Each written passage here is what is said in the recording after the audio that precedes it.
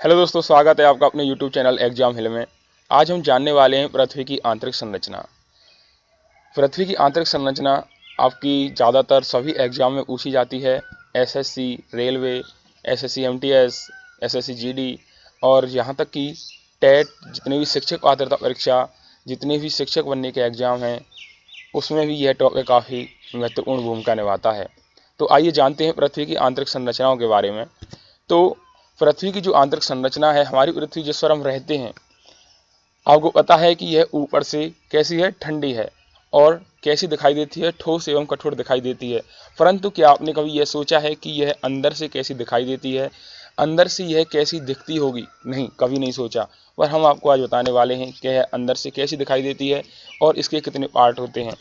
सबसे पहले हम जान लेते हैं जो हमारा सौरमंडल है, आज से 5 अरब वर्ष पहले उसकी उत्पत्ति हुई थी, ऐसा वैज्ञानिकों का मानना है। पर हमारी पृथ्वी उस सौरमंडल में कहाँ पर है? तो हमारी पृथ्वी सौरमंडल के 8 ग्रहों में से एक है, जिसमें बहुत ही ज़्यादा गर्म गैसों और धूल के कणों से बनी आग के दहकते हुए गोले के समान ये दिखती थी। हमारी पृथ्वी एक आग का गोला थी। ऐसा कह सकते हैं कि हमारी पृथ्वी आग का गोला थी। अगर हम देखें तो हमारी पृथ्वी सौरमंडल के कितने ग्रहों में से एक है? 8 ग्रहों में से एक है। और आगे चलते हैं तो करोड़ों वर्ष बाद पृथ्वी की वायुमंडल बना और धीरे धीरे जब वायुमंडल बनने लगा पृथ्वी के ऊपर, तो क्या हुआ, धीरे धीरे वर्षा होने लगी और हमारी जो पृथ्वी है वो ठंडी होती हुई चली गई। जब आप किसी गर्म वस्तु पर ठंडा चीज़ डालोगे तो क्या होगा, वो चीज़ ठंडी होती चली जाएगी, परंतु अंदर से आज वह गर्म है। कितने वर्षों बाद भी पृथ्वी आज भी अंदर से गर्म है, क्योंकि कहीं लावा, मैग्मा, ज्वालामुखी विस्फोट, ये सब उसी के कारण होते रहते हैं।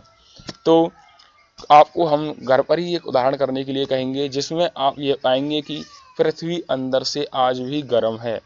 तो जब आपके घरों में, ज़्यादातर गाँवों में, शहरों में, सभी जगह उपले या कंडे होते हैं और कंडी जो होती है वो जल जाने के बाद ठंडी हो जाती है, ठीक है। पर उसमें आपको करना क्या है? आपको कुछ नहीं करना है बच्चों। एक लोहे की पतली लंबी लोहे की छड़ लेनी है और वह 2 या 3 मिनट तक उसके अंदर डाल देनी है, कंडे के अंदर। आप महसूस करोगे जब उसे निकालोगे तो वह गर्म है। जो लोहे की छड़ थी वो क्या निकली, अंदर से गर्म निकली। पर हमें ऊपर से वो जो दिखाई दिया है, ऊपरी की जो कोर थी वो कैसी दिखाई दे रही थी? ठंडी दिखाई दे रही थी। तो ऐसे ही हमारी पृथ्वी का रोल है कि यह अभी ऊपर से ठंडी और अंदर से गर्म है। ऊपर से ठंडी दिखने वाली आग के अंदर क्या हुआ है? गर्मी बनी हुई है। आग में क्या बना हुआ है? अंदर गर्मी बनी हुई है। ठीक उसी प्रकार क्या, हमारी पृथ्वी ऊपर से ठंडी और कठोर होने के बावजूद आज भी अंदर से गर्म है। पृथ्वी की आंतरिक संरचना, हमारी पृथ्वी की आंतरिक संरचना की तुलना हम किससे कर सकते हैं? प्याज से कर सकते हैं, क्योंकि जो प्याज होती है उसके कई पार्ट्स होते हैं और वह कई पार्ट्सों में डिवाइड करके हम उसे अलग अलग कर सकते हैं। ऐसे ही हमारी पृथ्वी की आंतरिक संरचना है। अब इसकी जो मोटाई है प्याज की, वो भी अलग अलग तरह की होती है। सबसे जो ऊपर का परत होती है वो सबसे पतली होती है, अंदर अंदर फिर मोटी परत होती चली जाती है।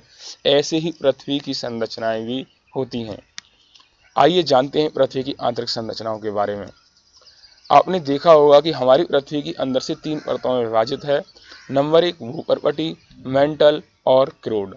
इन तीनों परतों में आपस में सामंजस्य की स्थिति बनी हुई है। इन तीनों परतों के कारण हमारी पृथ्वी का निर्माण हुआ। तो हम मान सकते हैं कि इन तीनों परतों ये हमारी पृथ्वी के 3 परत होते हैं, भूपर्पटी, मेंटल और क्रोड। अब बात करें भूपर्पटी की, यानी कि अर्थ क्रस्ट की बात करें, तो पृथ्वी की सबसे ऊपरी परत को, आप दिखाई दे रहा होगा, सबसे ऊपरी परत को 750 डिग्री सेल्सियस क्रस्ट दिख रहा होगा यहाँ ऑरेंज में। तो यह पृथ्वी की सबसे पतली और ठोस परत है। क्या है? ठोस है। अगर बात करें भूपर्पटी की मोटाई विभिन्न स्थानों पर अलग अलग होती है, कहीं किसी स्थान पर अलग है, कहीं किसी स्थान पर अलग है। पर समुद्र की तलहटी का निर्माण करने वाली भूपर्पटी प्राय 4 से 7 किलोमीटर मोटी होती है। मित्रों, अगर आपसे कोई पूछ ले कि क्रस्ट की जो मोटाई है वह कितनी है, 4 से 7 किलोमीटर मोटी होती है। जबकि महाद्वीपों की भूपर्पटी औसत से कितनी होती है? 35 किलोमीटर।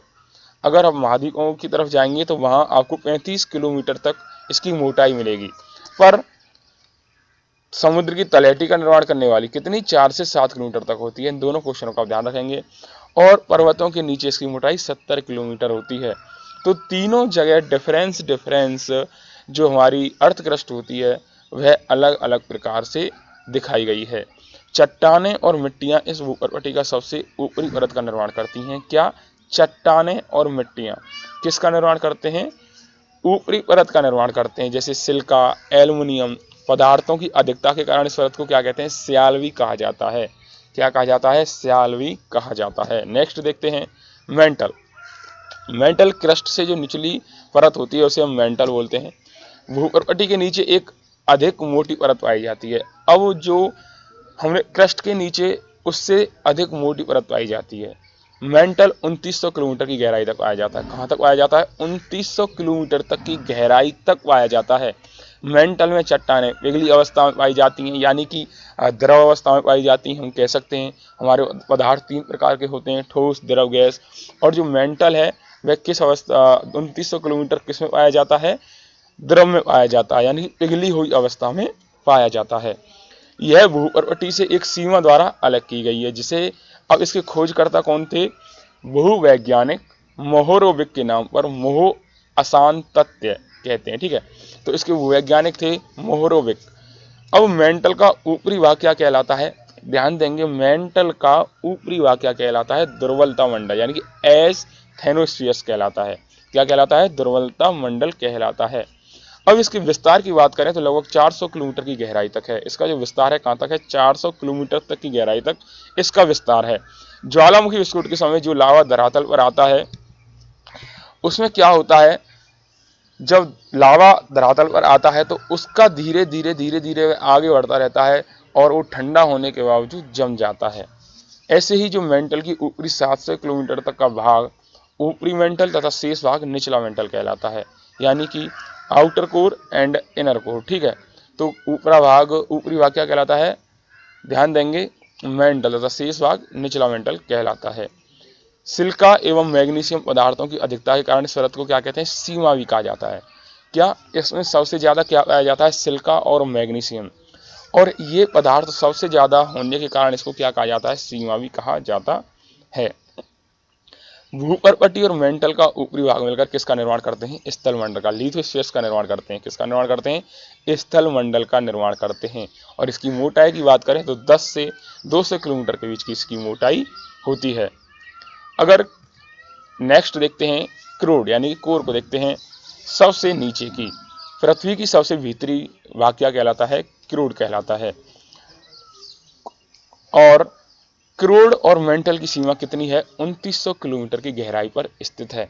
क्रोड हमारे दो भागों में विभाजित है, बाह्य क्रोड और आंतरिक क्रोड। बाह्य क्रोड किस अवस्था में पाया जाता है?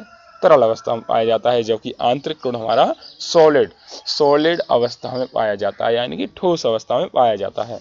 क्रोड भारी पदार्थों में मुख्यतः लोहे तथा निकल से बना है। अब आप बात करें ठोस पदार्थों की तो ठोस लोहा ठोस होता है, इसलिए जो बाहरी मुख्यतः पदार्थ हैं इसके क्या हैं? लोहा और निकल से बना है। क्योंकि जब लोहा ठोस होता है, आपको पता है, तो इसका अंदर का पार्ट बहुत ज़्यादा ठोस है। भारी धातुओं जैसे निकेल लोहे से बनी होने के कारण इस परत को निफे कहते हैं। क्या कहते हैं मित्रों? निफे। किसके कारण? लोहे और निकेल के बने होने के कारण इसे क्या कहते हैं? निफे कहा जाता है।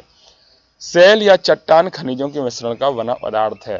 ठीक है, जो सेल या चट्टान होते हैं वो किसका मिश्रण होते हैं? खनिजों के मिश्रण के बने पदार्थ होते हैं, मैटर होते हैं। ये विभिन्न आकृतियों, जैसे आप पहाड़ पर कभी गए हो तो वहाँ अलग अलग विभिन्न प्रकार की आकृतियों के पत्थर मिल जाते हैं। इसी प्रकार जो चट्टानें होती हैं वो आपस में अलग अलग मिश्रण करके अलग अलग अपनी आकृतियाँ बना लेती हैं। आकारों एवं रंगों में पाई जाती हैं। हर किसी का रंग अपना अलग अलग होता है। ये पत्थर की तरह कठोर एवं मिट्टी व रेत की तरह मुलायम भी हो सकती हैं।